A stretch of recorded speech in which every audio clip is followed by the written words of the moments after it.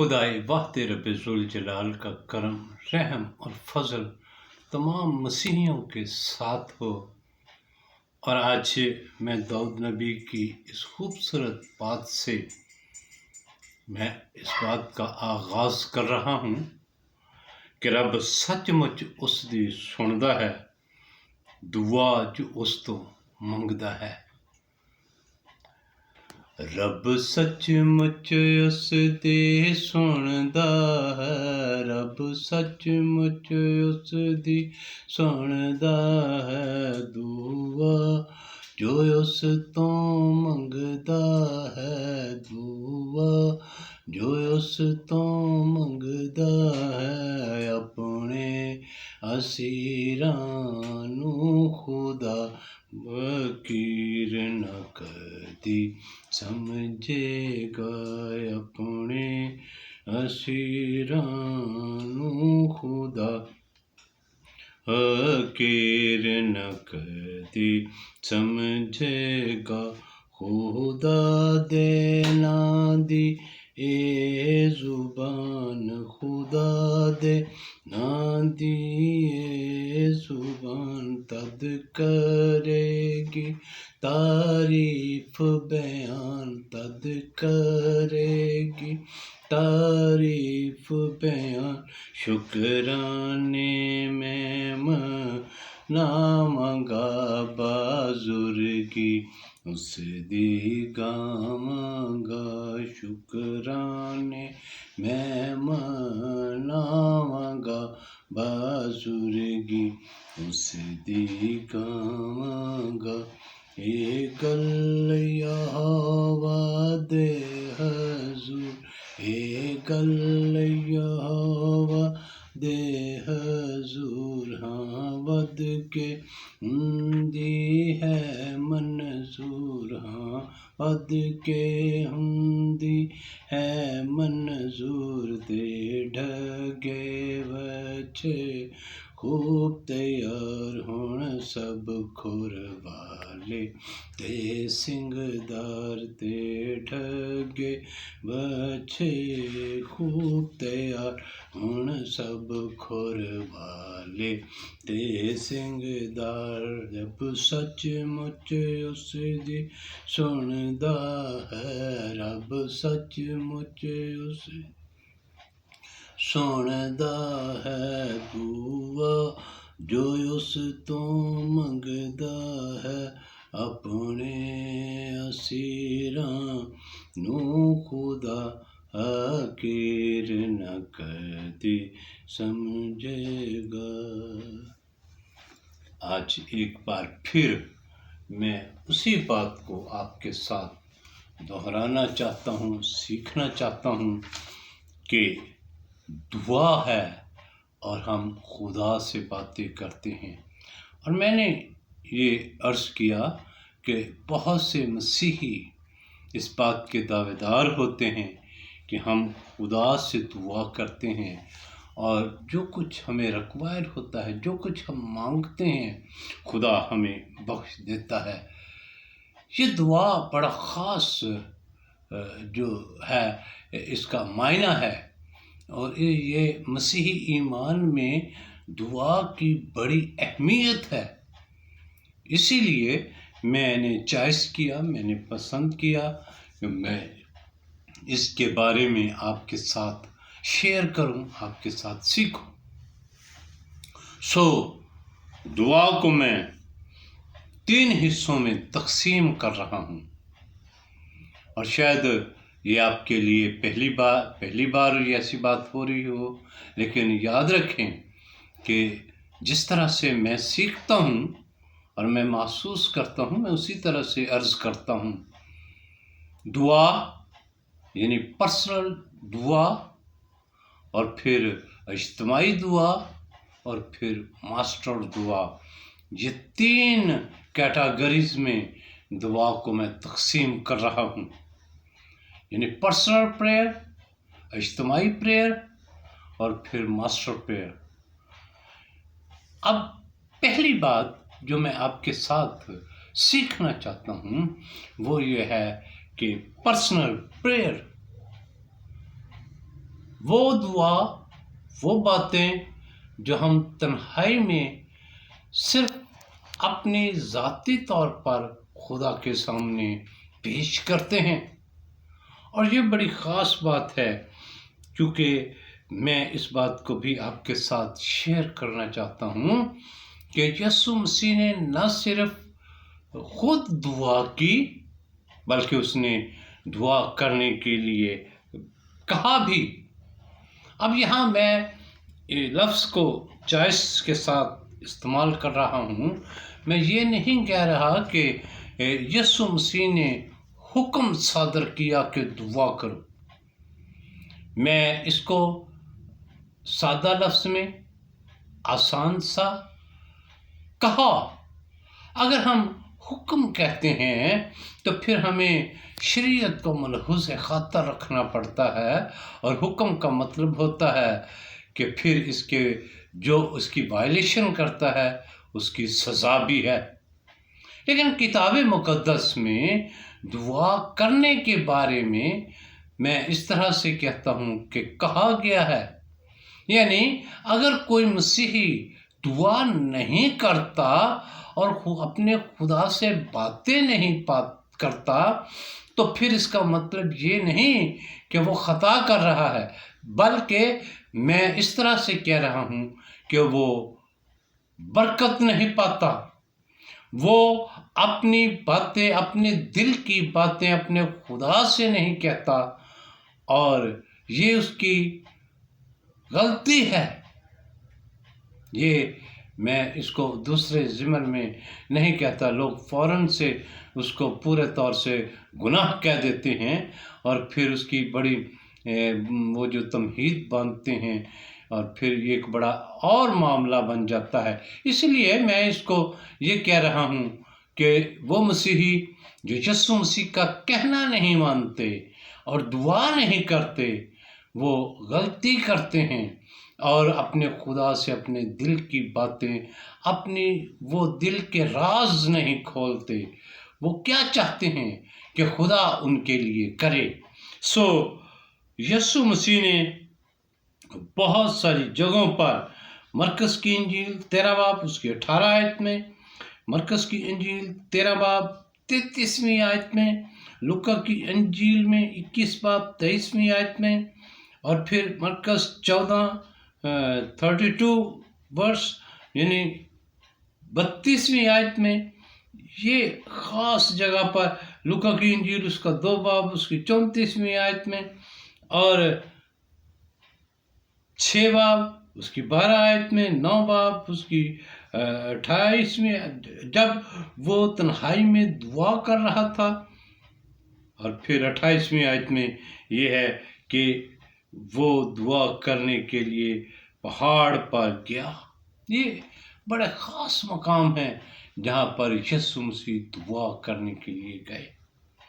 نہ صرف ان کا ذکر دعا کا اناجیل میں ہے، بلکہ پالوس رسول کے وہ خط جو کلیسیا کی نصیحت کے لیے لکھے گئے، وہاں بھی دعا کا لفظ جو ہے بکثرت ہم دیکھتے ہیں. میں آگے جا کر ان کا بھی ذکر کروں گا کہ کہاں کہاں یہ لفظ جو ہے وہ لکھا گیا ہے.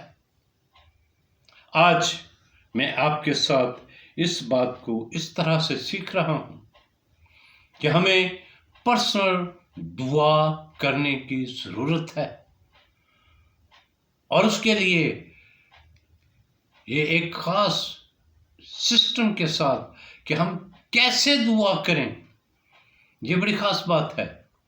کیونکہ لوگ خدا کے نام سے دعا شروع کرتے ہیں، اس کا مطلب ہے وہ خدا سے باتیں کر رہے ہیں. لیکن جب کوئی ریکوائر ہوتی ہے، جب کسی چیز کی ضرورت ہوتی ہے، مثال کے طور پر اگر میں یہ کہتا ہوں کہ شفا کے لیے دعا کرتے ہیں تو پھر ہم یسوع کو مخاطب کرنا شروع کر دیتے ہیں اور بار بار کہتے ہیں یسوع اس بیمار شخص کو شفا دے دے. تو کیوں ہم خدا کو کیوں نہیں کہتے؟ جب ہم دعا خدا سے کر رہے ہیں اور خدا کے نام سے شروع کی ہے دعا، تو پھر ہم خدا سے ہی کیوں نہیں کہتے کہ ہاں اے خدا تو اس بیمار کو شفا بخش دے؟ کیونکہ اس کو کتاب مقدس میں جب ہم پورے طور سے سیکھتے ہیں تو یسوع مسیح کہتا ہے کہ میں یہ سب کچھ اپنے باپ کی مرضی سے کر رہا ہوں، میں سب کچھ اپنے باپ کے بھیجے جانے کے لیے کر رہا ہوں تاکہ میں اپنے باپ کا جلال ظاہر کر سکوں۔ تو پھر ہم بیماروں کے لیے شفا ہم یسوع سے مانگتے ہیں، اور معجزات کے لیے بھی ہم یسوع سے دعا کرتے ہیں، اور بہت سارے ایسے لوگ ہیں جو خدا میں اور یسوع میں امتزاج نہیں رکھتے، فرق نہیں رکھتے، تو پھر یہی ان کے لیے ایک بہت بڑا مسئلہ ہے۔ ہم تثلیث کو کیسے قائم رکھ سکتے ہیں؟ بہت سارے لوگ اس کو اور لفظوں میں بھی بڑے عجیب انداز سے پیش کرتے ہیں اور ان لفظوں کی وائلیشن کر رہے ہیں، غلطی کر رہے ہیں۔ کتاب مقدس میں جہاں پر سیکرامنٹ کا خاص طور پر تثلیث کا ذکر آیا اور اس نے کہا تم ان کو باپ اور بیٹے اور روح القدس کے نام سے بپتسمہ دو، تو یہاں پر بہت سارے علماء، بہت سارے پادری اور بہت سارے ایسے لوگ جو اپنے آپ کو معلم کہتے ہیں، وہ کہتے ہیں خدا باپ، خدا بیٹا، خدا روح القدس۔ اور مجھے یہ سمجھ نہیں آتی کہ اگر یہ ایسے الفاظ کتاب مقدس میں حصہ انجیل میں درج نہیں کیے گئے تو پھر ہم ان کو کیوں بڑھا رہے ہیں، ہم کیوں ان کو گھٹا رہے ہیں؟ یاد رہے متی کی انجیل میں جہاں پر یہ لکھا گیا کہ تم جاؤ اور غیر قوموں کو منادی کرو اور جو ایمان لے آئے ان کو باپ اور بیٹے اور روح القدس کے نام سے بپتسمہ دو۔ یہ تثلیث ہے، لیکن یہ تثلیث والتحید ہے، یہ واحد کی ہے، یہ ہے واحد، لیکن ہم چونکہ انسان ہیں اسی لیے اس کی جو ترتیب ہے اس کو قائم کر دیا گیا ہمارے لیے، اور ہمیں اسی طرح سے ایمان رکھنا ہے۔ بہت سارے مجھے ایک صاحب ملے تو انہوں نے کہا جی آپ تو تنقیدی کلام سناتے ہیں، آپ تنقید کرتے ہیں، تو میں نے ان سے عرض کیا کہ پالوس رسول کے خط جو تنقید سے بھرے ہوئے ہیں، جس نے بہت مشکل لفظ کہہ دیے، تو پھر آپ کیا سمجھتے ہیں وہ کتاب مقدس میں سے، حصہ انجیل میں سے وہ نصیحتی خطوط جو ہے پھر ان کو خارج کر دینا چاہیے، نکال دینا چاہیے، ان کو تسلیم نہیں کرنا چاہیے، کیونکہ وہ ایک پورے طور سے تنبیہ کرتے ہیں۔ اور ہم ان الفاظ کو بھی سیکھتے ہیں کہ پالوس رسول کہتا ہے بڑوں کو نصیحت کر اور اپنے سے چھوٹوں کو تنبیہ کر۔ یہ الفاظ کا کیا معنی ہے؟ اس کو ہم کیوں سیکھیں؟ اس لیے کہ یہ پالوس رسول نے کہے ہیں۔ میرے عزیزو، بے شک میں پالوس رسول نہیں ہوں، میں بالکل خاک ہوں، میں اس جیسا نہیں بن سکتا، لیکن پھر بھی اپنی کلیسیائی حیثیت کے مطابق، اپنے اس سارے معیار کے مطابق میں چھوٹوں کو نصیحت کر سکتا ہوں، کیونکہ پالوس رسول نے کہا ہے اپنے تو چھوٹوں کو نصیحت کر، تنبیہ کر، اور بڑوں کو نصیحت کر۔ سو آج میں اس طرح سے سیکھ رہا ہوں، آپ جب دعا کرتے ہیں تو پھر خدا کے سامنے جھکتے ہیں اور پھر آپ خدا سے باتیں کر رہے ہیں، تو پھر کسی دوسرے کو اس میں انوالو نہ کریں۔ اگر ہم ریکوائرمنٹ ہی یسوع کے سامنے رکھ دیتے ہیں اور وہ ساری ریکوائرمنٹ جو ہے کس کے نام سے حاصل کرتے ہیں، ہماری دعا کا وائنڈ اپ جو ہے، ختم ہونا جو ہے، ہم کہتے ہیں ہماری اس دعا کو سن لے अपने बेटे हमारे मुनज्जी खुदावंद यीशु मसीह के नाम से। और जब यीशु से ही मांग रहे थे तो फिर हम यीशु के नाम से दुआ वाइंड अप कैसे कर सकते हैं? इसका मतलब ये है, और जहाँ पर यीशु मसीह ने भी खूबसूरत अंदाज में अक़्तबास किया और उन्होंने फरमा दिया, उन्होंने कहा जो कुछ मेरे बाप से मेरे नाम से मांगोगे तुम्हें मिल जाएगा। यही एक तरीकाकार है जिसके लिए हम सीखते हैं, और हम जब अपनी दुआ को, अपने दिल की मुरादें खुदा के सामने रखते हैं तो फिर हम कहते हैं कि खुदा तो हमारी इन मुरादों को पूरा कर दे अपने बेटे यीशु मसीह के नाम से। आज मैंने बहुत से लोगों को ये भी कहते सुना है कि ये मैं दुआ मांगता हूँ बाप, बेटे, रूह कुद्दूस के नाम से। क्या इस तरह से दुआ वाइंड अप हो सकती है? ये सवाल है, ये सीखने की बातें हैं। और जब मैं इस चैनल को शुरू करने वाला था तो मुझसे गूगल ने ये पूछा कि आप क्यों ये चैनल बना रहे हैं? तो मैंने कहा मैं मसीहियों की, पाकिस्तान के मसीहियों की ईमान की मजबूती के लिए बना रहा हूँ। उन कबाहतों को मैं पूरे तौर से अपनी कलीसिया के सामने बयान करना चाहता हूँ। बेशक मेरे पास इतना बड़ा सोर्स नहीं है, लेकिन फिर भी मैं इस सोर्स के लिए भी खुदा का शुक्र करता हूँ, और मैं उम्मीद रखता हूँ, मैं ईमान रखता हूँ कि ये मेरी गवाही खुदा के हुजूर कबूल और मकबूल होगी। आमीन, आमीन।